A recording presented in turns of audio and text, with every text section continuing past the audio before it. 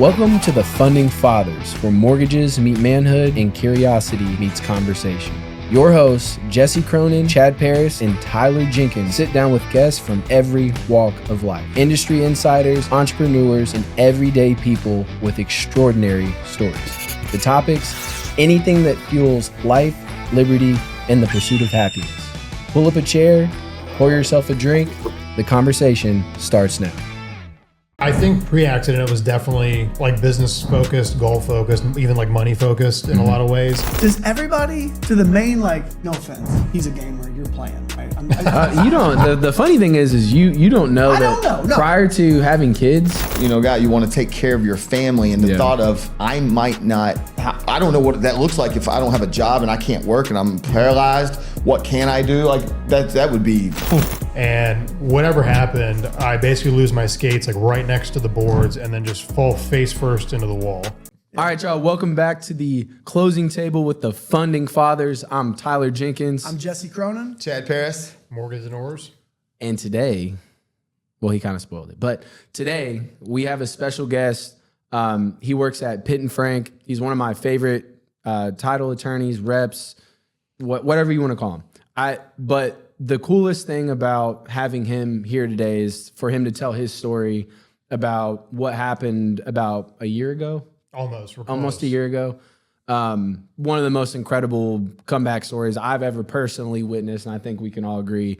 And we're all really glad that he's back in the saddle and he's doing his thing. Yeah. So without further ado, welcome, Morgan Norris. Yeah, Morgan. Listen, sitting here in a chair, that's from where you were a year ago. It's better than a wheelchair. Definitely a regular chair is better than that. We'll get into that. Yeah. For sure, so let's start with it because I think that's it's amazing. Tell everyone what happened. Like, explain what happened, and then we'll get into like from our perspectives and the things that we saw during that. Yeah, so almost a year ago. April 27th, right? Yeah, I just want to make April 27th, 2025. Yep. Your life changed. Yeah, pretty significantly. Well, so I was playing like, I don't know, I say it's like a bullshit beer league hockey game, but it's like a tournament on a Sunday morning. It's like 8 o'clock, and we're playing the early morning game, and within like the first minute of the game. Those are early. Oh, I didn't know that. I didn't realize that. Like first shift, I had to be the guy to go out first, right? And then we face off, puck goes on their end, it like goes in the corner, and me and this other guy are going for it. And whatever happened, I basically lose my skates like right next to the boards and then just fall face first into the wall. So if you can kind of think about hockey board, helmet, and just the crown of my helmet hit it, my neck snapped back, and like literally at the moment of hitting it, it was like a switch just sort of flipped. And basically from the neck down, like couldn't feel anything, couldn't move anything. And in my brain, I was like, yeah, definitely something went wrong. To say the least. Definitely something went wrong there. So was paralyzed like right away. And luckily enough, the goalie on the other team, we call him Villa, as a nurse. So he was there to kind of like stabilize me, make sure everything was okay. And we can get into the details, but he helped me out a ton. They called the ambulance. They picked me up. And funnily enough, they put me on the stretcher on the ice, and you can't have people like pick you up on a stretcher in the middle of the ice, right? So they like shoved me across. Once I'm on there and strapped in, they kind of like rocketed me across the ice to get me to the door, and then they picked me up and took me over to the hospital. Wow. That's wild. So you literally were pushed across the ice to get took a little ride. Yeah, which is kind of fun. Like in the moment, I was like, Since we can laugh about it now. It's not laughable at the time. Yeah, right? I hope a couple of those EMS people, like, what's that Olympic game where they throw the curling? I hope that a couple of them were like professional curlers. So like, I think they should be if they're not, because they hit me dead. I mean, not hit me, but like they shoved me dead on to where like right next to the door. And that's funny. Those people took such good care of me too. They put me in the back of the ambulance, and I'm kind of like laying there, and we can talk about the feelings at the moment and all that stuff. But one of the guys, because they put all the monitoring stuff in your arms to make sure you're okay, and he kind of looks at me and he's like, "You're the calmest paralyzed person I've ever met in my life." Because I think like in the moment I was kind of thinking, I was like, well, I can either freak out kind of like lose my marbles and worry about it all the time, or I can just kind of like not accept it, but accept to deal with it. Yeah. Yeah, it was just such a funny comedy, man. Well, because you said yesterday, and you know, it was definitely something that I caught on to, but like you said, like you can't control it. Yeah. So it's like I'm gonna be in the moment. I'm gonna be positive. I'm gonna let the people do what they need to do. And honestly, like your mind frame, like, because we've all watched. We're all sports nuts, right? Like you're a Cincinnati Reds guy, so you're a sports guy. Like how many times we've been watching a football game and you see that guy who goes down and they're taking him off because he's not moving. Yeah. I've never thought about like.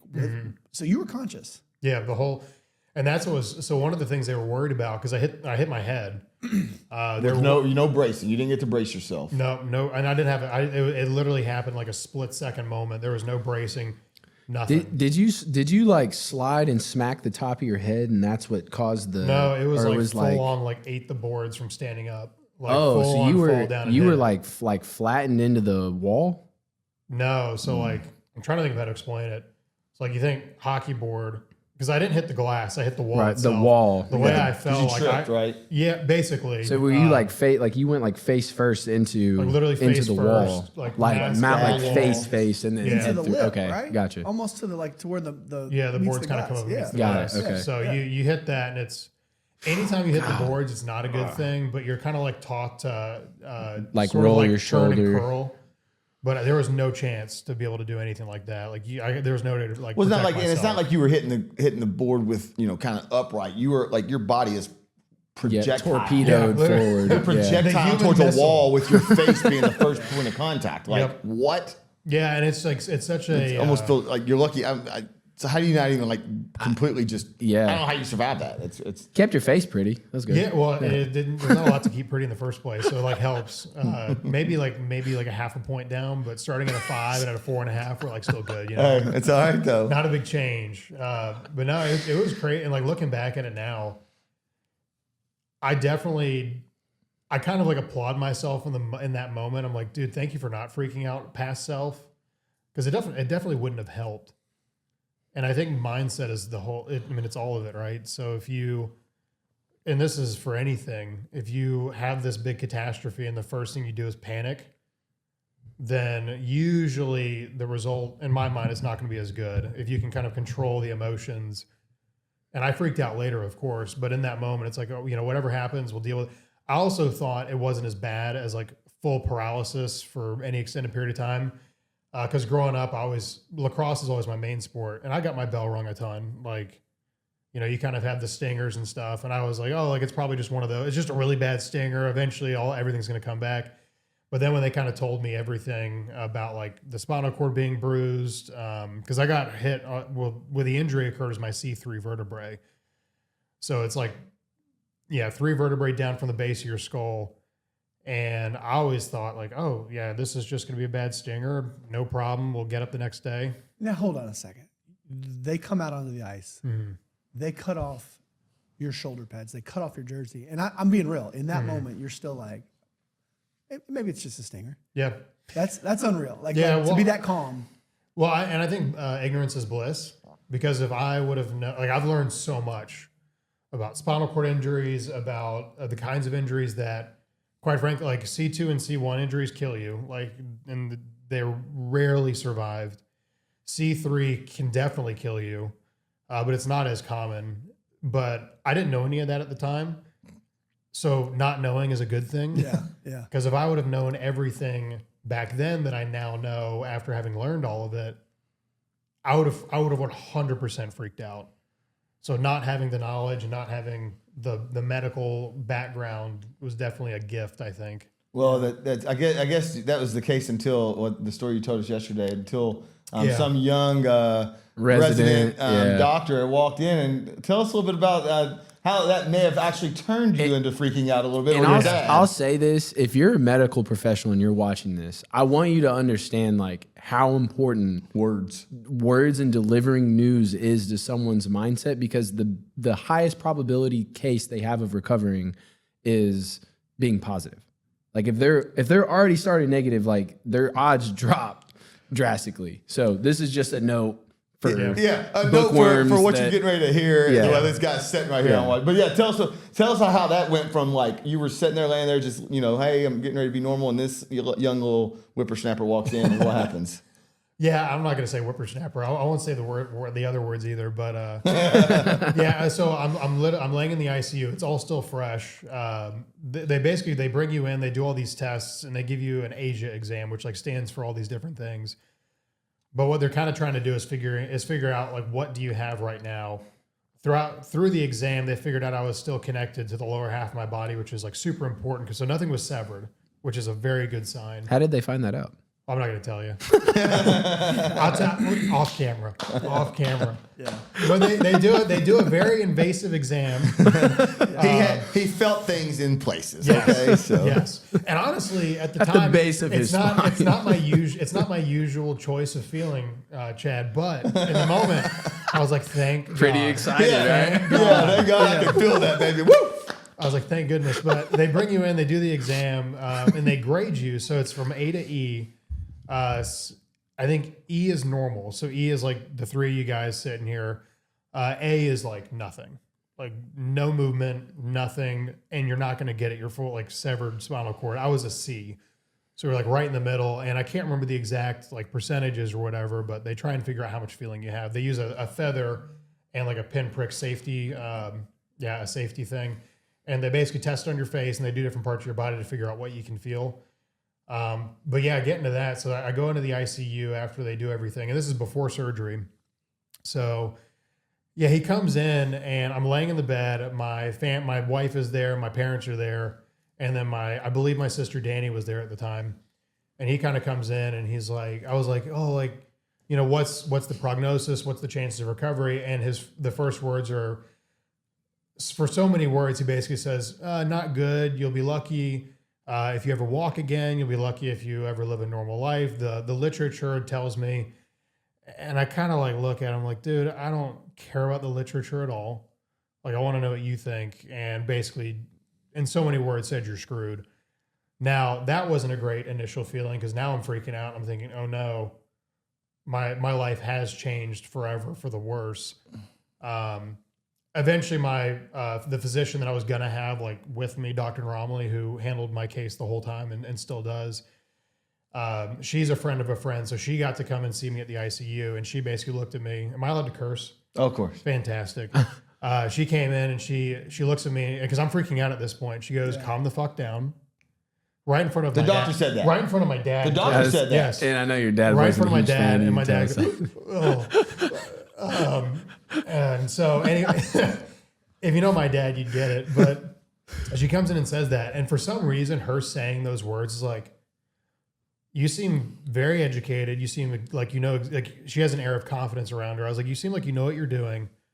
I think I'm going to believe you because that's what I want to believe. Because she eventually basically said, like, we don't know what the prognosis is going to be. And we quite frankly won't know until you go through surgery. And then once we get you at Frazier, which is where I went for rehab, once we get you over there and start actually working you, then we'll kind of get a gauge and see. But they did a bunch of scans. They found out that I only had a bruise in my spinal cord, which I got asked this question the other day where someone was like, well, a bruise doesn't sound too bad. Because if you get a bruise, it heals within like, a week maybe.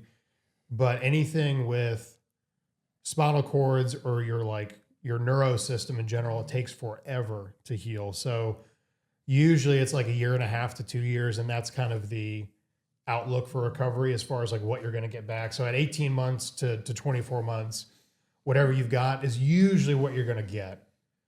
So I'm still well within that range by several months. So we're still working really hard to get a bunch of stuff back. And then they also told me I had central cord syndrome, which I didn't know this either, but your spinal cord has all these different bundles of nerves within it. So different parts of your spinal cord control different things. And the way I got hit or hurt, my legs were more likely to come back to my hands and my upper body. So my upper body still sucks and my hands still suck, but I could do closing. So that was like, once I can sign my name, I'm like, I'm good to go. My signature sucked before, it still sucks now. So who cares? Can you play video games? Can play video. That was one of my first goals. Well, genuine, and because I'm such a huge gamer, 20,000 followers, right? Yeah. 20,000 on YouTube. That blew my mind the other We're day. like when you 20 posted. away from 20K. We're close. You'll have 3 Alright, more when we 19 and leave. some I change. got you. Like, That's we're 20,000. Let me tell you how many Jeff, pull out YouTube YouTube subscribers real I quick. have. Let's No, yeah. Yeah. No, but that's impressive. I mean, you got like, and we're going to come back to your story, Crow, because I got some questions. But I thought that was fascinating. I did not know this about you. I knew the lacrosse, the hockey. I know all this stuff about you.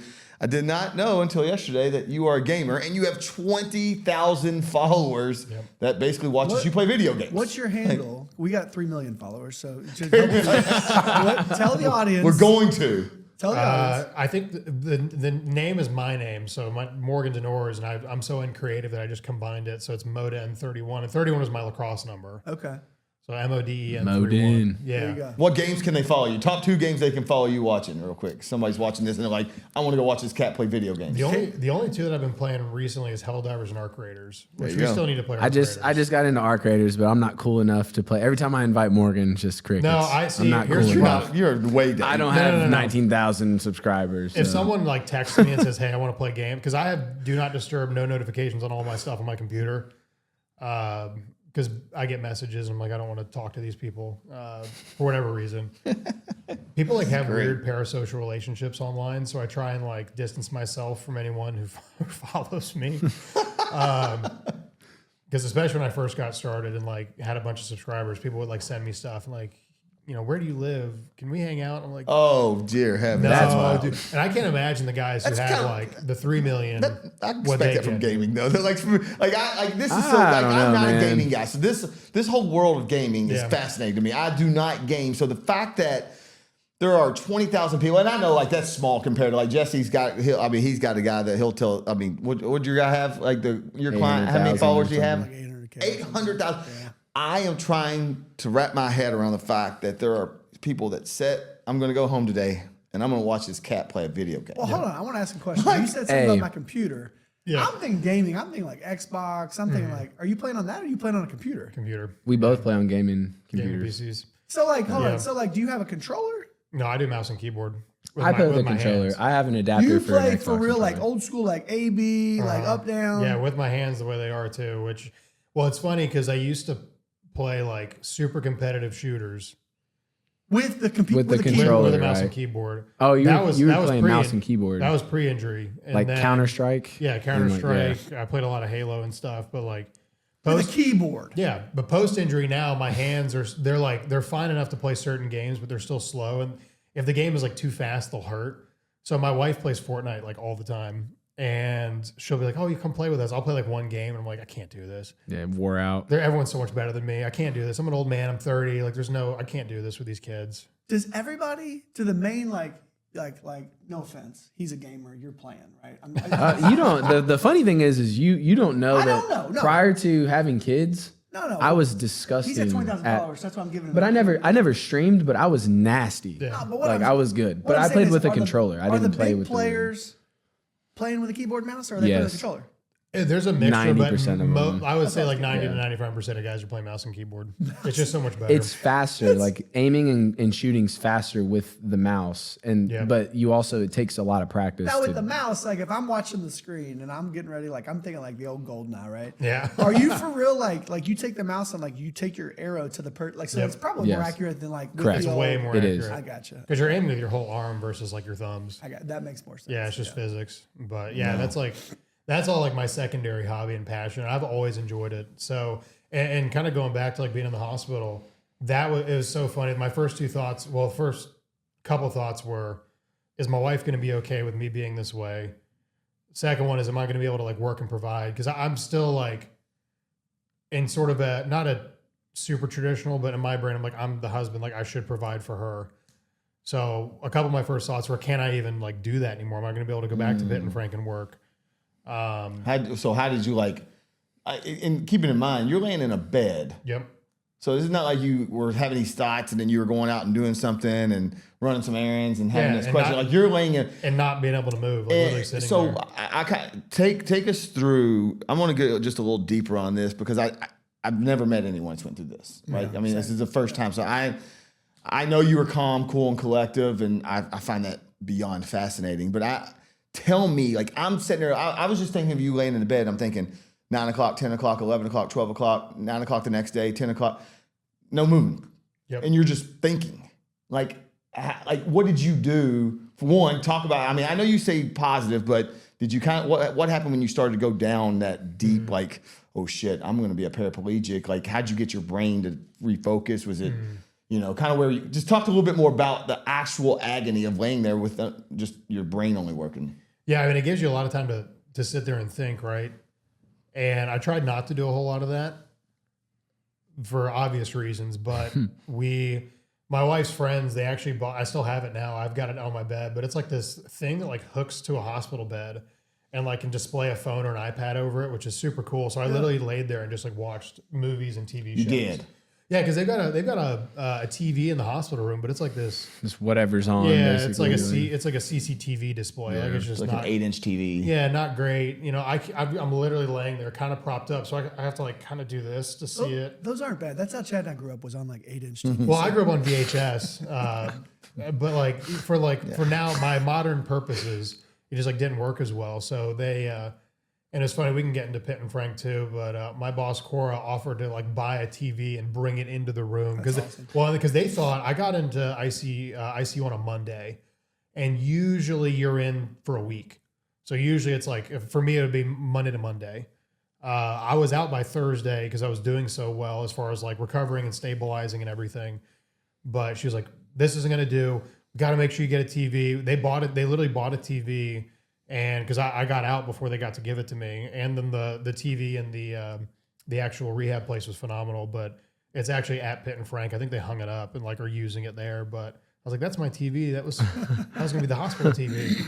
But I mean, I literally just laid there and tried to watch movies and videos and just literally keep my mind off of it. And I had tons of people come and visit me. I mean, I know you came and saw me pretty early on, which sorry for the sight. I know it didn't look too pretty then. No, I was actually blown away at just like your spirit at that point, because it was a lot of, Ethan and I walked in and I was like, buddy, you've looked better. Yeah. Like, and he, we were laughing and like, it just, I was shocked. And I was going to ask you, as a part of like kind of piggybacking on what he said, like how much did it help that, kind of that spiral, right? Like when you start doing that, knowing that you had an employer that was as supportive as Pitt and Frank and Matt and Cora and all them there. That was huge. Cora came and visited me the first day. It all kind of runs together, so I could get the timeline wrong, but I feel like she was there within like the first 24 hours. Which doesn't shock me. No, not at all. Not at if you know all. Cora, I mean, No, she's the most supportive. Fantastic person. But I mean, I can't speak. The words don't exemplify how much they took care of me, and not in like job security and them showing up and visit. That was the biggest thing, is people just coming to see me. Especially in the first like few days, it was amazing how many people in real estate, the agents, the lenders that came and saw me, and also friends and family. And I think that made it okay, because in my brain, I was thinking, okay, even if the outcome isn't great, I still have a support system that is there for me in whatever capacity. So that was hugely uplifting. Like Jessica Yu from Keller Williams came in, and she brought like snacks and stuff. And then she brought like these like plushy toys, because basically I'm trying to like reconnect my brain to my body. So my sister and her brought stuff like that. So I'm literally sitting there in the bed with like a unicorn in one hand, and like my sister brought me like an old like Volkswagen bus thing, and basically trying to squeeze stuff as I'm going through it. But yeah, I think that helped a ton, just knowing that people were supportive, and the amount of text messages I got and phone calls. I basically I didn't hand my phone to my wife, but I was like, just take my phone and like answer it for me, because I mean the amount of support I got was crazy to me. And that had to be uplifting. I mean, that had to be, I guess that would probably be, again, as you said, you had the support staff, but people keeping you busy, knowing that there's people out there thinking about you and they're praying, it had to be a pretty good feeling. I mean, as far as like, man, like, yeah, people are stepping up. Shows the scale of the impact that you've had on other people. Not that I want to go on a whole tangent about my story, but we went through that in August with Royce, my youngest son, and he had to have heart surgery the second day he was alive. And I was just, when we posted about it, I couldn't believe the amount of texts, calls, DMs. I mean, it was like, to your point, you don't really think that much about how many people you've touched or had an impact on that actually care about you until something like that happens and they all kind of at the same time are letting you know that they're there. You don't know how. It helps. You really don't. And that's one thing. People can say all they want about the real estate industry and agents and title attorneys and lenders. But the sense of community that people, like I was getting texts from other our competitors, like to other title attorneys, like Scott Harper texted me. So it's like even people that are technically people that we're like doing business against are reaching out to me. Yep. It's just, it's incredible what the real estate community is in Louisville.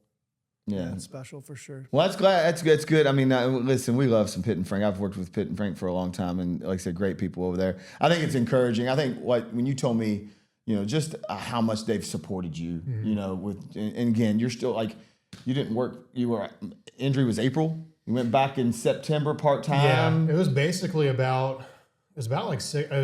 roughly like 6 months. Cause I had roughly a week in the ICU. I did 4 weeks at Frazier, which that was just like hardcore physical therapy, occupational therapy, all the things. And then for pretty much the first like 4 months after that, I'm pretty much doing outpatient therapy. So going back down to Frazier and doing more stuff. And they pretty much were like, whatever you can do at the end of all this, we'll still keep you. Like, we'll still take you.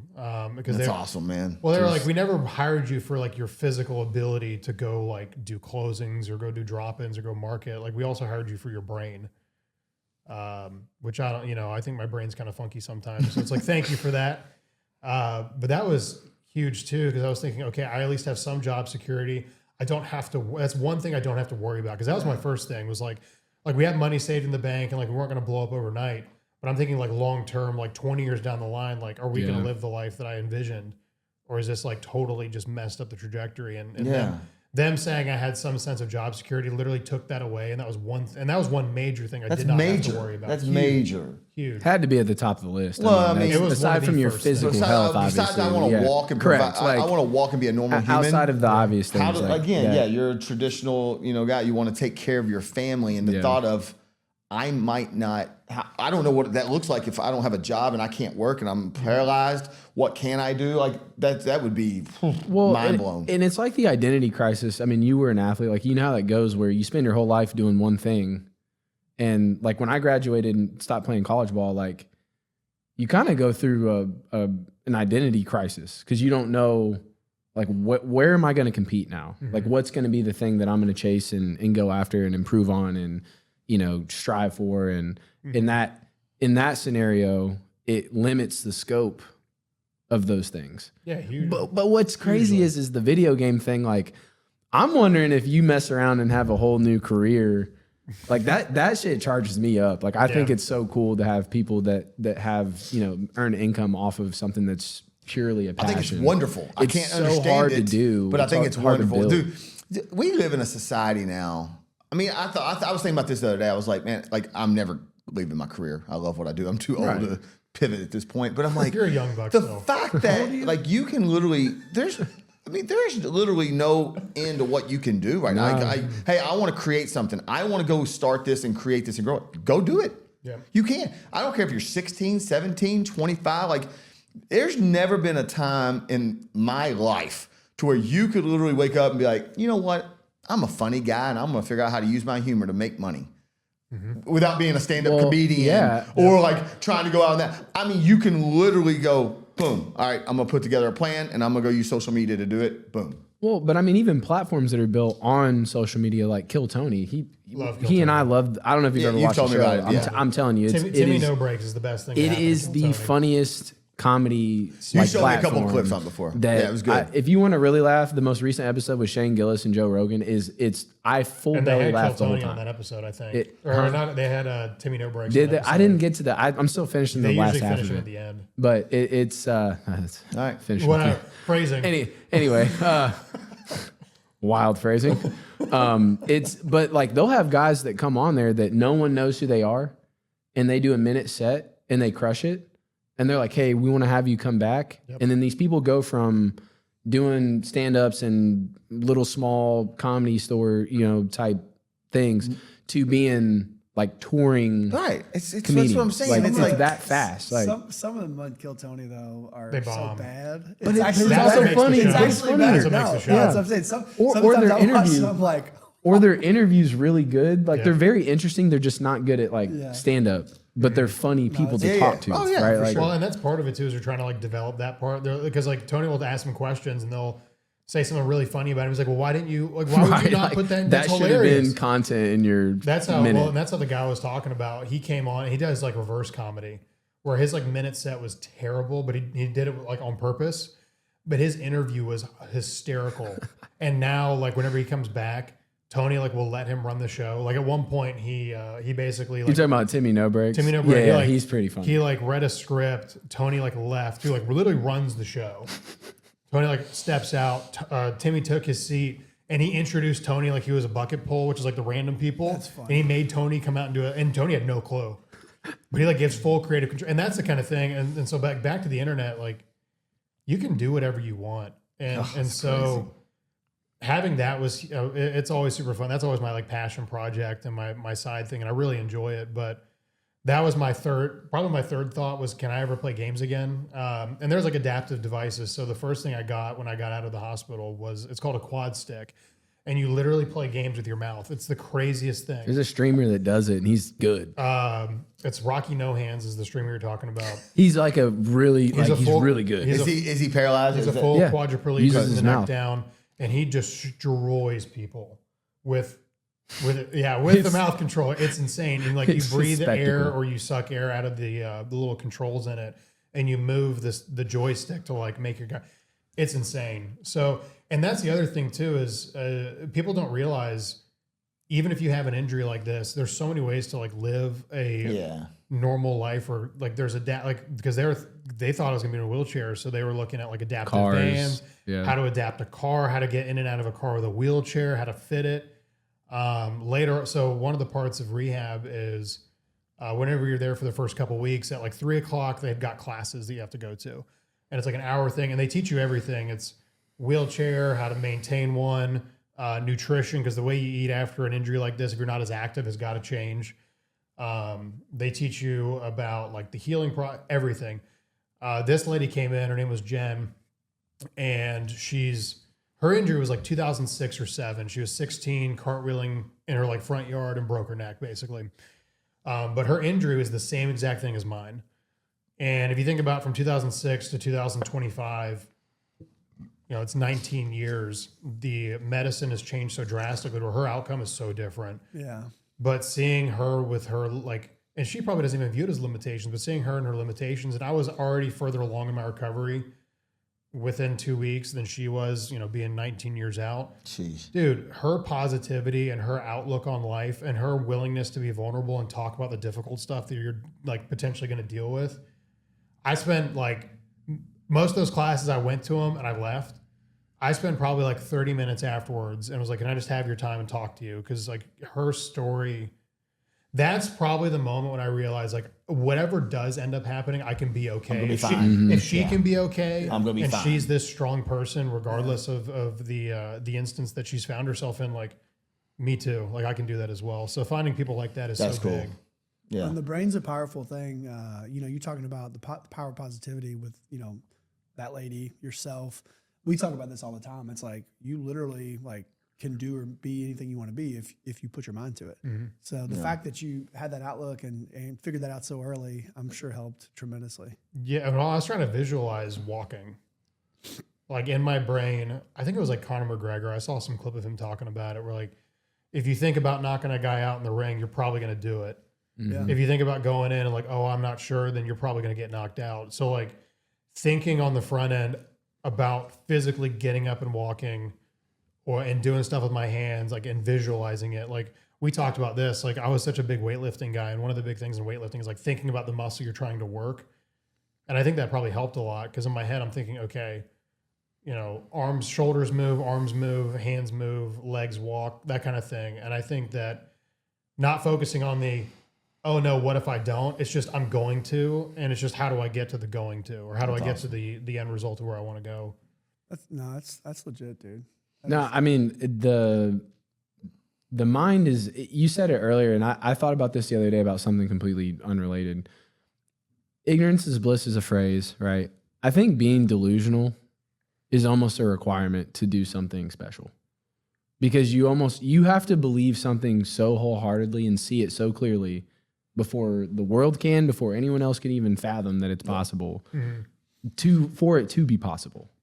Like, it doesn't happen if you don't do what you just said here first. Like, it can't. Yeah. Well, and obviously I'm very blessed and quite frankly, very lucky with a lot of the progress I made, and the kind of injury I had was like, now I'm looking back on like best case scenario for being paralyzed, but you kind of get around the other people in Frazier and you definitely see the differences and there's a wide range. Most of the people with spinal cord injuries, I believe, are young men, and it's usually from car wrecks. Actually, a guy that went to my high school who played basketball for Florida, he got in a car wreck like 10 days before his wedding, and he's now paralyzed from the waist down. His name's Patrick Young, and he's like super. I actually went back and watched a lot of his like Patrick Young, like the basketball beast at Florida. He's paralyzed from the waist down. I didn't know that. Yeah, and he played remember him, Chad? He played in my high school. He's sick. Yeah. He was a great basketball player. Great, played in my high school. I don't think he went to the NBA, but he played overseas for a ton of years. Great dude. But like, I went back and watched some of his stuff about how he dealt with it, and he talked about the same things. Like, he's an athlete, obviously a much more accomplished athlete than I am, but seeing how he approached it too is like, that's incredible that he can go from literally professional level athlete to, paralyzed from the waist down, not being able to walk. Like, that's and it's funny because even he now, like, he's further out from his injury. He's like, I'm still going to walk. Like, he's literally still speaking like, I'm going to walk one day. And I'm like, that's so powerful to see the persistence and the, just the ability to think about that as a goal.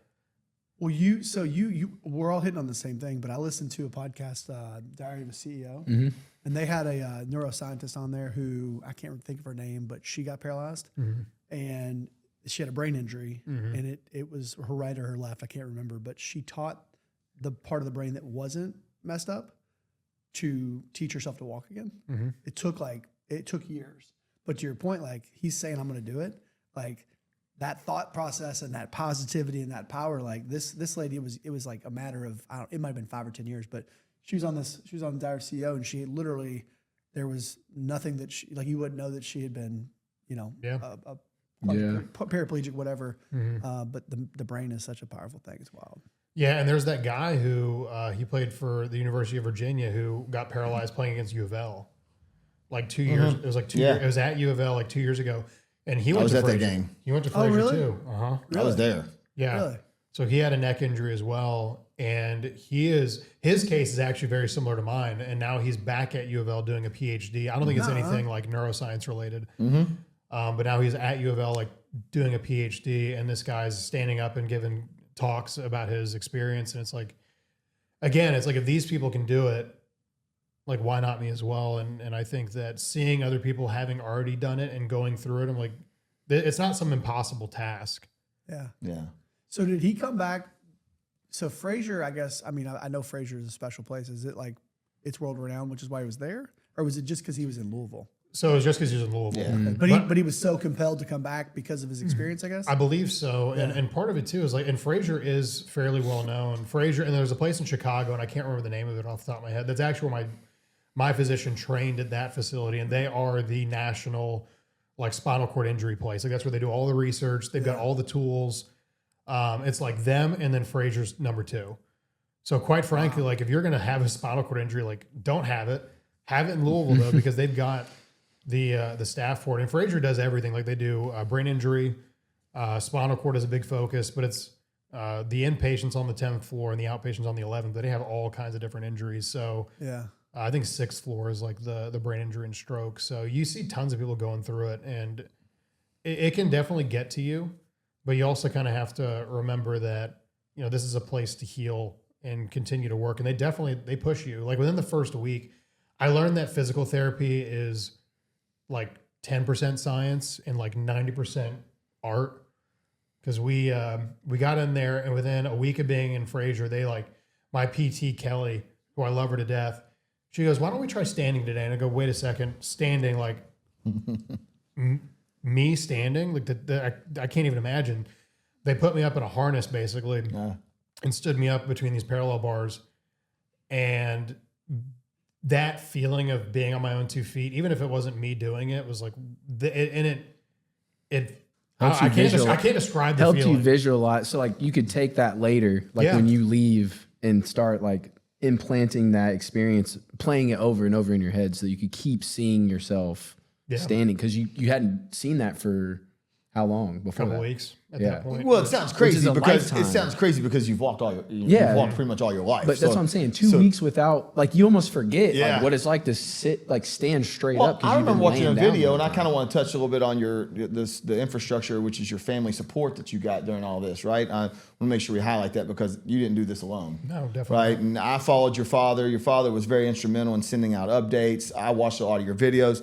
Like you standing in that harness. I mean, like this is like, I know people are watching this right now and you're sitting here look like a normal like living life. You just talked about a guy that's in a wheelchair. I mean, you're I don't know where you are in faith, but you're blessed, right? Beyond belief. But talking about, I mean, I watched you trying to catch a ball and it like literally would just hit your hand and roll off. Yep. Like, I mean, that's kind of where you were on retraining your body. We've talked about the support staff as far as the hospitals, the doctors and stuff. I want to know, like, your family being there. Your dad was, I mean, again, the messages he was sending out, that man was, they were determined. There was a lot of, not you were determined, but there was some determination behind you to get you back to this chair today.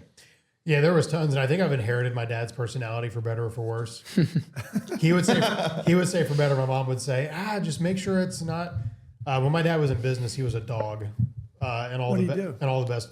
So he owned a company. He did a lot of stuff for his first 50 years of life. Like did tons of different. He was in the Navy. Did tons of different things. He's originally from Jacksonville. He moved up here, and he's always been like my hero. And it's funny because he'll talk about his dad, and my dad and his dad look like spitting images of each other. And he'll be like, "I've always wanted to be like my father." And sometimes I want to go, well, that's my goal too. Like I would like to be like you as well. That's kind of what I want to be. But for him, he definitely had his moments of like, freaking out, crying and all that stuff. But I mean, to say he locked in and really like provided all the support I ever needed. And my mom too. My mom was coordinating my life at that point. So she was handling all the medical bills, which there were tons. She was handling my sisters, which is, and if they watch it, love you to death. They're fun to deal with sometimes, and they're also passionate too about me. And people love you throughout your life. People care about you, and your family loves you. But to see them show up in such a big way, and like my brother lives in Colorado, and he flew out and stayed for like a week, and he's got a wife and 2 kids. And he basically, he dropped, and he's an attorney as well. Like he dropped a week of his life. That's awesome. And he's a busy professional as well to come out here and just hang out with little brother, which meant, that's cool, man. Meant the world to me for DJ to do that. And, Rachel and Danny and those are my 2 sisters. They would come to the hospital all the time. And Danny has a background in neuroscience. So she's a nurse practitioner. She's actually going back and getting another degree. Because she can't stay out of the classroom. Underachiever. Yeah, she's an underachiever. Like, great. We don't need more degrees in this family.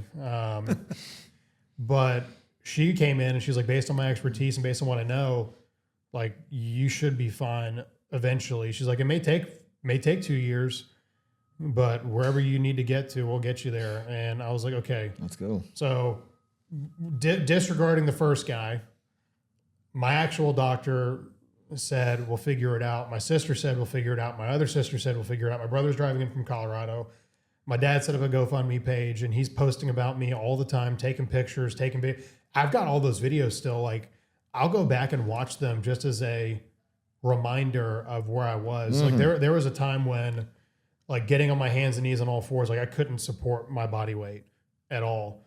And now if I'm at the gym, like going to stretch or something like that, I'll literally get on my hands and knees and be like, I couldn't do this, 7 months ago. So it's just a crazy change. And then my mom making sure I had all the snacks, all the good, no comforts were lost. She would come in with drinks and I had a steady supply of Mentos and chips and all the fun things. Mentos. So yeah, Mentos is like my. Is that your thing? That became my thing. Yeah. The fruity ones, not the mint ones, the fruit ones. Yeah, Of course, the fruity ones. Yeah, whatever. Yeah. We're in that polo. So dude, that's actually, I was going to ask you that earlier. I thought about like, you're in the hospital, you can't move. Obviously you can talk, but like eating, like you were able to eat and drink. Yeah. And that was the hospital food in the ICU is okay. I'll tell you what, Frazier's, their food is phenomenal. It's actually very good. Really? Really. But yeah, people had to literally. It almost makes you want to get hurt. They recover you. They're the best. They got good food. It's like, no, I'm just joking. No, you can go. We went down there for a follow-up appointment with Dr. Naramali, and it was like maybe a 9:30 appointment or 9 o'clock. And my wife was like, "We got to go early so we can get the biscuits and gravy in the cafeteria." Crazy. And my wife's from England, and biscuits and gravy are like sacrilege to British people. Like you don't put gravy on a biscuit. A biscuit's a cookie over there, like a chocolate cookie. Right. But we like went there just to get the biscuits and gravy. But people literally had to hand feed me because I couldn't move my arms. Right. Which like that's like pretty emasculating. Because I had like my two of my best buddies that I've known for like 20 years, Tristan and Blake, were like cutting food up for me and feeding me. And I'm like, this is not what I experienced. And Alex, This is real friends though, man. oh, and like Alex Dagg, who I've only golly. been friends with for a couple of years, came. And he did the same thing. And I was like, this is so different. And like, I didn't expect this to be the case, but the fact, like, I would hope that I'm as good enough of a person to do the same thing and do all the things that they have done for me. And I'm sure you would. And that's why they showed up for you, you know? That I was just about to say, that's why everyone showed up. Yeah. Like, to be honest, like that's how people feel. I mean, I don't know. That's Good people. Listen, good people. We live lives, and sometimes we forget about things, right? We can't be amazing. You know, you can't be there for everyone every day. It's not possible. But when times get tough, when people really step need you up. Yeah. There's a lot of good people out there, and they forget that. So, as we get kind of towards the end of things here, what's next? Like, what do we have our sights set on? Because I imagine your outlook on the next 20, 30 years, if I would have asked you that same question 9 months ago, I bet the answer would be very different. Yeah, I think pre-accident, it was definitely like business focused, goal focused, even like money focused in a lot of ways. And someone asked me this question yesterday. They were like, you know, where's Morgan in like 10 years? And it's a super hard question to answer. And I don't think it's a money thing. It's not a business thing. It's sort of like a heart and character and like integrity thing to where one of the things I was told is you don't have to go and like do these huge big things to have an impact. Like we talked about all the people you touch throughout a career. And I think all I want to be able to look at like 10 years from now, looking back, is that I continued to be a person who like grew emotionally and spiritually and mentally to where hopefully the people that all came in contact with me in the next 10 years all had good experiences. Hopefully all had things added to their lives in certain ways. And obviously everyone wants to go do the big thing and make the $1 million and go buy the beach house and all that kind of stuff. But I think a lot of that is turned sort of like inward and just like self-development for the most part. They always say the richest man is the one that has the most people at his funeral. For sure. Like, I mean, that's impact. Yeah. I had a lot of people at the hospital. Yeah. Tons. So it was the support was tremendous. I can't overstate that at all. That's awesome. Now, you said your wife's from England. Mm-hmm. You all get over there much? Yeah, so we didn't go this year, and her family was amazing as well, actually. And obviously, they're thousands of miles away. Right. And so she's got her dad, got Billy, got Barbara, Izzy, Ewan. That's her sister and brother, and then her other brother is down here in Louisville, but her dad dropped everything and came and flew over here and stayed with us for like 3 weeks. Wow. And so we had to move house. We were on a second floor condo, which wasn't going to work because, again, they thought I was going to be in a hospital or in a wheelchair. So we moved into a first floor condo, and he like came in and like built furniture. Holy Lord. And like all the furniture in our house, for the most part, is built by Billy. And yeah, him coming over from England, getting on a flight, which that flight is not fun. Really? was tremendous. But we're going to go hopefully twice this year. We're hopefully going to go in March, and then hopefully we're going to go in Christmas. That's the goal. That's awesome, dude. So cleared to travel. So get on a plane and go visit the other side of the pond. I got to say, hearing a guy named Billy from England, not William. Well, it is William. Well, It probably is. I It know, probably I'm is sure it is William. William. I'm sure And it was. But I love the fact that you're like, it's Billy here. Hey, Well, Billy. he's not. Sounds like he's from Louisville. I gotta correct it. He's not I from know England. this. I know something about some Billies now. He's from Scotland. I'm a If Billy you say he's professional. from England, he's not going to be happy. I was gonna He is say, Scottish maybe not. through and through. Scotsman. He's from Glasgow. Oh, So if you okay. say it's like I can't call him English. he's not an Englishman. enough. I got you. Okay. How'd you meet your wife? Scottish. So He's Scottish. So when I was in law school, she was going to Bellarmine, and we just met through proximity, basically. She came like study abroad or what?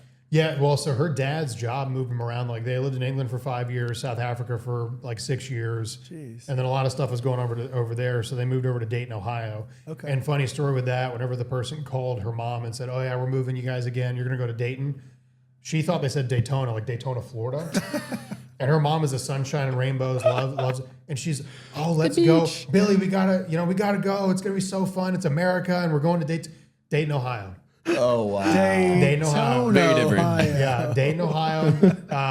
And they were fine, but so they were here when she was in high school, and she played field hockey, so she played cool. field hockey for Really? Bellarmine. And when she went down there, her parents went back. She stuck around, and we met when she was in school. So begrudgingly, her parents know that I like stole her and kept her over here. She still have a British accent? Kind of. Oh yeah, she still does. It's whenever she gets mad or drunk. Those are the two. If she drinks or she gets angry at me, that's how I kind of. And every now and again, I'll make her mad.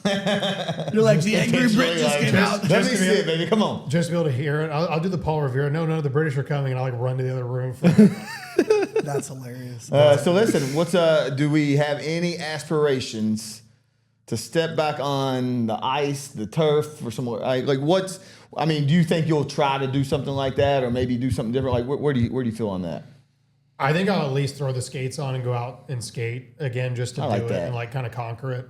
There's like an old men's league on Saturday. Well, it's not old men's league, but it's like a casual like Careful with that. on Careful with Saturday that. morning. that old man. Yeah, those old men at 41 I got years kicked old. out last year because I was like 29 and a half, and it was a 30 and over league. it's more of it's laid back. Everyone there is usually just there to go and get an exercise. They're not like trying to kill each other. It's not competitive in any way. And people get like happy if you score it, and on them, it's not a big deal. So if I was going to do anything, it'd be that. It may be a couple of years for the most part, but I think that's another thing to conquer, just mentally being able to go out. That was what I was to going the to same say. place. Yeah. And at least even throwing the skates on and skating a couple laps and doing that. That's definitely in the future. Whether my wife agrees with me or not, that remains to be seen. But I'd like to do that. I think that'd be kind of. I mean, the last time you came off the ice, I mean, you were getting skated across on a backboard, board, or yeah. getting pushed. I'm sorry, you were getting pushed. I mean, I think that would be It'd be fulfilling poetic. to It'd be poetic you. in a Just lot like, of ways. hey, I'm going to go off this ice on my terms. Yeah. Have you been back to watching your friends play? So not yet. I've gone back. So actually, one of the things, there's a Dogs Nation is a charity that helps hockey players that like go through stuff, not necessarily on the ice per se, but just tragic life events like family member gets cancer or if they get injured or whatever. Like there's a guy that was a firefighter that got hurt on the job and they helped him. That's cool. So they do fundraisers, and then there's a tournament. So they do two tournaments. They do April and I think like in August. And the one in August, they like made into literally these guys came from St. Louis and made into a fundraiser for me. Really? Yep. Oh, and wow. they brought a jersey and had all the hockey people sign it. So I've got all the signatures in the back of this jersey that I've got shadow boxed in my office. Dude, that's That's cool. awesome. Of everyone, guys that I don't know, and a lot of them that I played with or played against that were at the tournament and signed it. And that was huge too. And talking about real estate, the hockey community is so small. So like if something happens, and I saw a little bit of it, like we had a guy on one of my like Wednesday night teams who his daughter got cancer, and all the guys came together and like donated and helped out. He actually owns Atrium Brewing now. I don't know if they've fully done the purchase, but he and one of his buddies are buying it. They're gonna be the new owners. So go to Atrium Brewing. That's a shameless plug for them, but. I mean, it is Friday. It's great. Atrium Brewing is great, man. And they've got one right here next to the studio. Oh, 5 o'clock somewhere. Let's give a shout out. Is it? You say it's Dogs Dog Nation. Dog Yeah. Nation. Dog Yeah, they're Nation. based in St. Louis, but they do stuff. So, and again, like the fact that they came from St. Louis, That's which fine. is not close Yeah. No. at all, and did this whole thing. And how'd they find out? I think it was from my dad posting, actually. I think it was a lot of his posts. I think they had just seen it, maybe on like a hockey page or something, and they said, we're going to do something about this. And I got to meet all the guys. Yeah. Yeah. And they're such good dudes. So I came to the tournament, watched them play. We did the picture and the pony show and got the jersey and everything. And then afterwards, we just went out. We went to Double Dogs and got a bite to eat. And that was another thing. Like a lot of these guys had worse issues than I did, or just different problems. Like it's not all like spinal cord, it's like brain injuries or just life circumstances. Right.